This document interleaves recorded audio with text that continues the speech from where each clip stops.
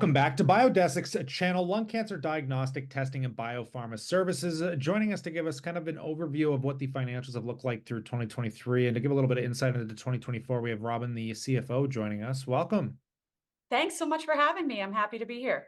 It's such a pleasure to get you on. So I want to dive into kind of the third quarter, which was pretty impressive for what we have on the current filings for 2023. Your lung diagnostic test, these tests kind of grew in volume by 60%, and your margins on that profit were sitting at 76%, which are all growing across the board. Do you want to just clarify this and kind of give us some further insight here? Yeah, absolutely. We have a dedicated direct sales team that calls on pulmonologists to sell our 5 Medicare covered products for lung cancer. They've done an incredible job over the year in spreading the word and helping to educate the community about how these tests can help improve patient outcomes. We ended the third quarter with about 48 sales reps calling on physicians. And actually in the fourth quarter added about 10 more. So we're almost 60 by the end of the year. And what we've seen in the past is those reps take about 3 months to become effective and actually pay for themselves. So we expect those brand new reps that we added to really start contributing late in the first quarter and into the rest of the year. In order to help driving that growth, we'll continue to add reps in 2024. In the past, we've done about 6 to 10 a quarter. We find that we're able to train them well and get them up and running really quickly and very efficiently, and think that that's the plan for this year. As for our gross margins, we're very pleased with the improvements we've been able to make on those gross margins, up to 76%. A lot of that has been internal efficiencies and process improvements that the team has made to get more bang for the buck for every test that we're able to sell. Yeah, definitely appreciate the insights. And you gave a little bit of idea into 2024 here because you guys are continuing to add reps, and that seems to be really adding value to the bottom line here. So it's definitely offering that expansion. Do you want to offer a little bit more insight on that? What sectors are they approaching? Like, where are you seeing a lot of the clientele coming from here?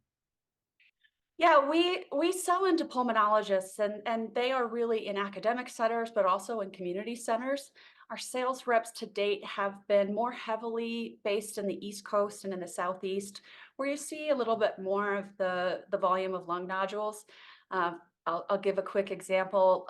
Beginning of last year, our number 1 rep, she was our President's Club winner in 2022. We split her territory. Thinking that we wanted to see really how much these reps can grow, how much can they handle. And she took a split territory and grew it to be the number 1 rep in 2023. And what's great is the person who took over the other half of the territory is the number 2 rep.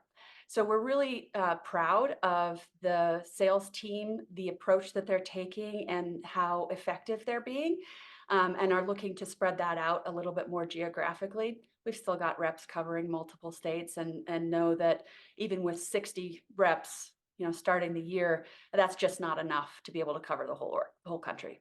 Yeah, I definitely appreciate the clarity there. And do you want to give a little bit of insight too from the cap structure side of things? Just give some idea into your share structure between insiders, institutional, and retail. Yeah, we've had a very similar group of investors for almost the entire history of the organization. We have a pretty phenomenal book of insiders, own about 70% of the business, that have invested for over a decade. This is a group that believes in what we're doing, and really their goal is to build a long-term sustainable organization. For instance, in the third and fourth quarter, we actually closed a $27.5 million PIPE that was entirely insiders. So it's our whole board of directors and all of our senior leadership team. I think really demonstrating how much both the leadership of the organization and the board and investors really believe in what we're building here at Biodesix. Well, on that note, I'll pass it off to the viewers. We'd love to know what you think in that comment section below. And consider subscribing for that news and catalyst as it hits the wire. Of course, we're going to bring it to you here. But on that note, as always, we look forward to catching you in the next one.